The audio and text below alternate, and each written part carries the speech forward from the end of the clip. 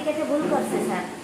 এখন স্যার আমার মারে তো ভাতা দিয়েছে, এখন এই বছর তিনি হয়ে গেলেও ভাতা বাদ হয়ে গেছে স্যার। আমার মা তো স্টক করে বিছনায় পড়া, আমি প্রতিবন্ধী স্যার।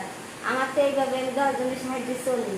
মাসে মাসে 1,000 টাকা ঘর ভাড়া দেওয়া লাগে, কারেন্ট বিল দেওয়া লাগে স্যার। এখন কি করে খাবো? আমি তো 10 জনের সাহায্যে চলি স্যার। আমি মার বইটা যদি চালু করে দিতেন তাহলে আর কি বাঁচতে পারতাম।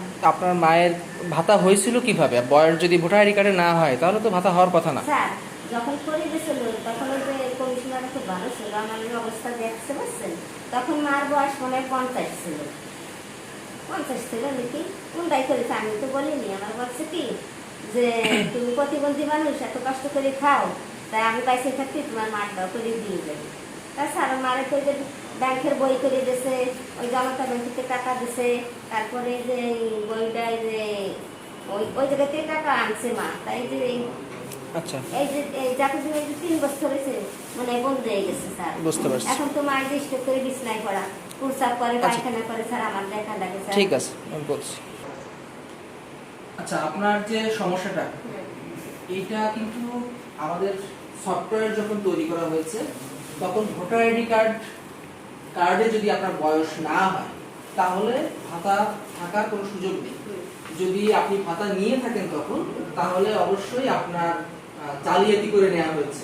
কারণ আপনার ভোটার আইডি কার্ডের বয়স মহিলাদের ক্ষেত্রে 62 বছর, পুরুষের ক্ষেত্রে 65 বছর না হলে নীতিমালা অনুযায়ী ভাতা দেওয়ার কোনো সুযোগ নেই।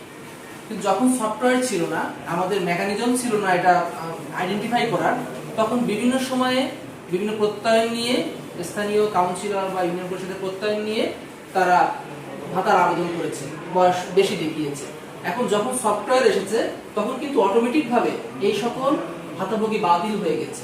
এখন উনি দাবি করছেন যে ওনার বয়স ওনার মায়ের বয়সের থেকে মাত্র 8 বছরের ডিফারেন্স। এখন এইটি যখন ভোটার আইডি কার্ড করেছে তখন তথ্যের ভুল দেওয়ার কারণে এটা হয়েছে। এইটা এখন আমাদের অফিসে এটা সমাধানের কোনো উপায় নেই।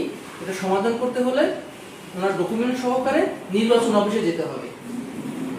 এছাড়া এই সমাধান করার কোনো উপায় নেই। আমাদের কাছে ভাতা পেতে হলে আমাদের অবশ্যই ভোটার আইডি কার্ড অনুযায়ী ভাতা পেতে হবে। কারণ আমাদের অনলাইনে নির্বাচন কমিশন থেকে সার্ভার থেকে অটোমেটিক ভাবে তাদের বয়সটা নির্দিষ্ট করা হয়। ধন্যবাদ।